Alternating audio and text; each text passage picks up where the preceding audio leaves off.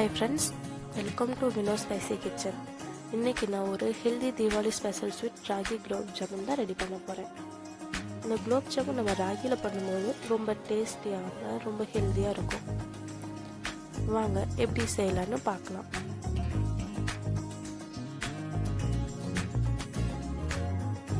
இப்போ ஒரு பாத்திரத்தில் ஒரு கிளாஸ் தண்ணி ஊற்றிக்கலாம்.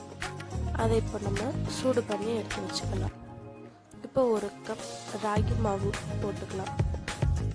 ஒரு 1/4 டீஸ்பூன் சால்ட்டு, கொஞ்சம் நெய் சேர்த்து நல்லா மிக்ஸ் பண்ணிக்கலாம். இப்போ நம்ம சூடு பண்ணி வச்சுருக்க தண்ணியும் சேர்த்து நல்லா மிக்ஸ் பண்ணிக்கலாம். நல்லா சப்பாத்தி மாவு பதத்துக்கு வர மாதிரி நம்ம நல்லாவே மிக்ஸ் பண்ணிக்கலாம். ரொம்ப சாஃப்டாகவும் வர மாதிரி இருக்கணும். இப்போ நமக்கு சாஃப்டாக சப்பாத்தி மாவு மாதிரி ரெடி பண்ணியாச்சு. இப்போது அதை குட்டி குட்டி உருண்டையாக நம்ம பிடிச்சிக்கலாம். கையில் கொஞ்சம் நெய் தடவி நம்ம உருண்டை பிடிச்சிக்கலாம். அப்போ தான் நமக்கு ரொம்ப சாஃப்டாகவும் ரொம்ப ஸ்மூத்தாகவும் இருக்கும். இதே மாதிரி நம்ம எல்லாமே பண்ணி வச்சுக்கலாம்.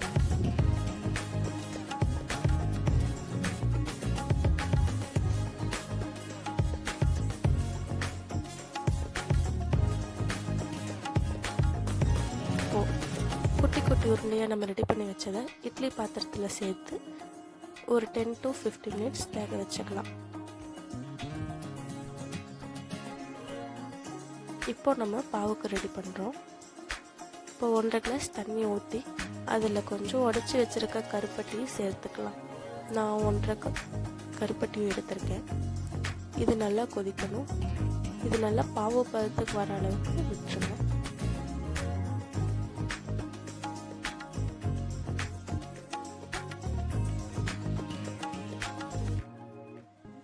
நம்ம வேக வச்சுருக்க உருண்டையை ஒரு கப்புக்கு மாற்றி வச்சுக்கலாம்.